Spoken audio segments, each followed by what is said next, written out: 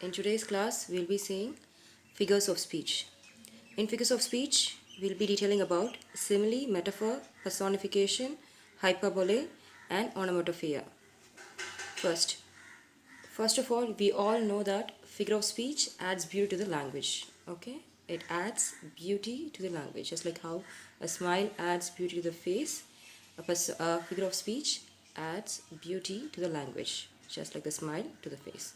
Now, first, we are going to see about simile. Now, what is a simile? We've already learnt about it, and now we are going to see it again. So a simile is just a comparison of two things. Okay, in the two things we are comparing only one particular quality. Okay, there are two things. In two things there's something common. There's something common. We are going to talk about only that. Okay, we're going to talk about one particular quality in two things. We're going to compare with that quality. Okay, a comparison of one common quality in two things that are essentially different. The comparison between two things, right? Those two things are completely different. Only one quality is same. Okay, with that we are comparing. For example, as cool as a cucumber. When it comes to as cool as a cucumber, we compare the coolness. Okay, that we compare. Like that, we are going to see some examples. So we compare two things using like or as. Okay, the king fought in the battlefield like a lion. The king fought in the battlefield like a lion. So we are going to compare, or we are comparing the king and the lion. So we are comparing king and lion. What is the one quality we are comparing?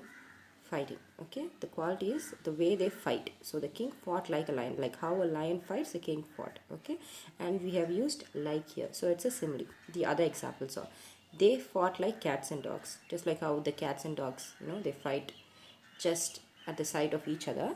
So they fought like cat and dogs.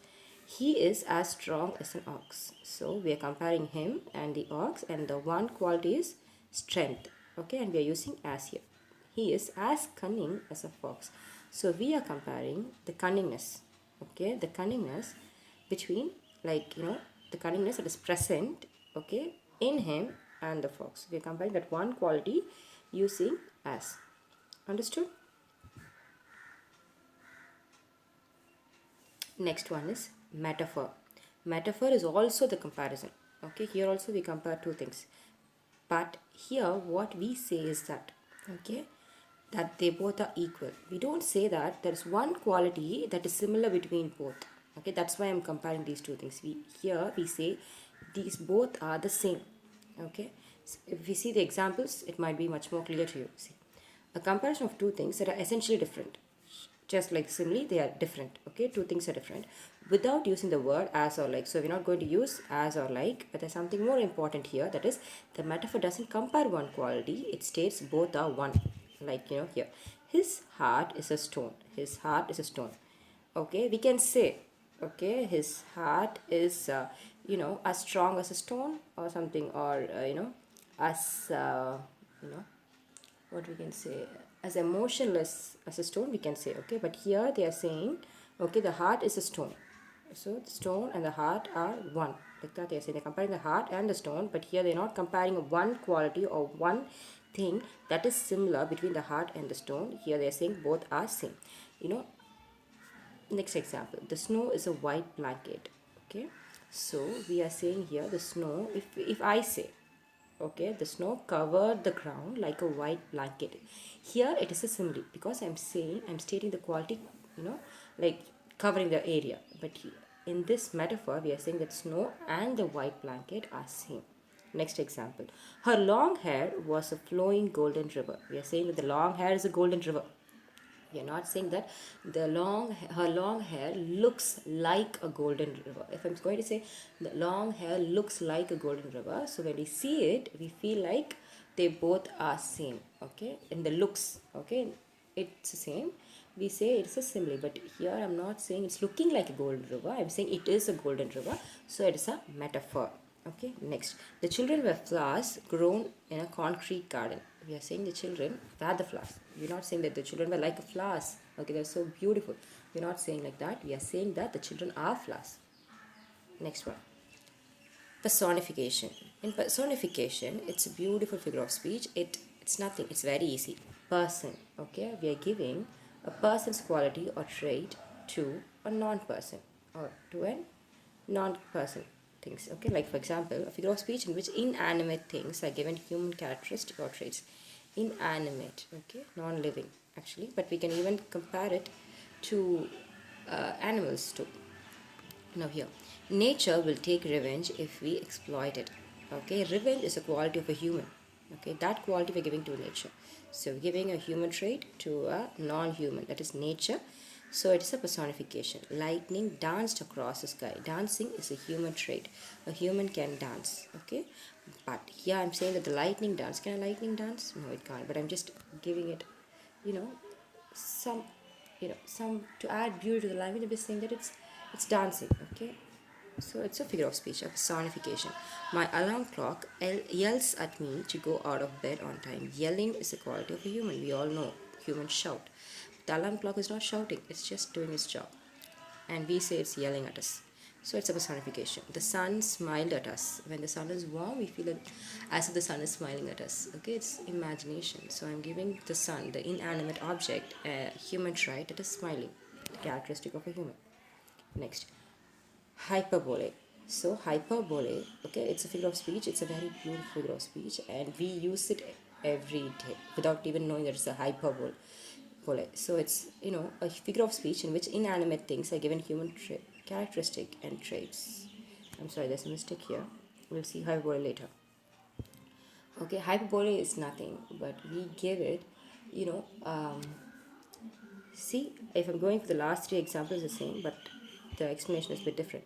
Hyperbole is nothing but over exaggeration. Over exaggeration. For example, if someone is crying, okay, they are so emotional, they're crying. They'll say that I'm so sad that I could fill buckets with my tears. Can someone possibly fill buckets with their tears? No. Okay, that is over exaggeration, like that. See the last three examples alone. Okay, she is as old as the hills. She is as old as the hills.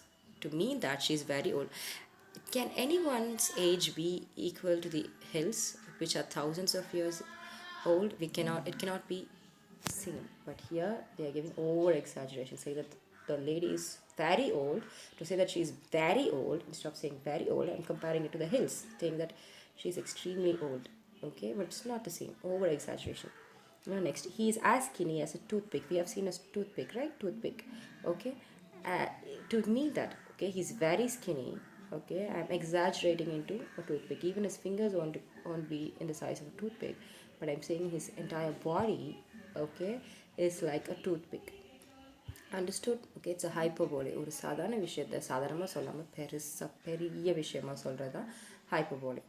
Okay, சின்னதாக கையில் சின்ன காயம் ஏற்பட்ட போது எனக்கு கையே போயிடுச்சு, பயங்கரமாக வலிக்குதுன்னு அழுவாங்க தெரியுமா, அது ஒரு hyperbole. Next, this bag weighs a ton.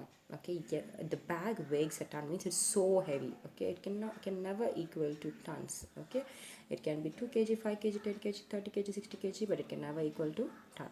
Next, we have onomatopoeia. Okay, onomatopoeia is a figurative language that uses a word that sounds like the sound it makes. Okay, like hissing, boom, bang, all these things are onomatopoeia. Meow, all these things are onomatopoeia. We are actually using the same sound that it makes. For example, see the buzzing of bees. So the bee buzzes. So I am using the word buzzing. So that is the onomatopoeia. The hissing of serpent. The serpent hisses. So I'm using that word. So that is a onomatopoeia. On my first morning on the farm, I was awoken suddenly by a cock-a-doodle-doo. Cock-a-doodle-doo. That is, we say that kokoroko, okay, in Tamil. So cock-a-doodle-doo is a sound that the cock makes. Okay, so the rooster, okay, the rooster sound, that's what they're imitating, a cock-a-doodle-doo. Okay, baba, okay, the sheep, okay, baba, that is baba wailed the sheep as the rain began to pour. So all these are examples of onomatopoeia. Hope you understood, children. If you have any doubts, you can ask me. Okay, thank you, children. Be safe, stay safe.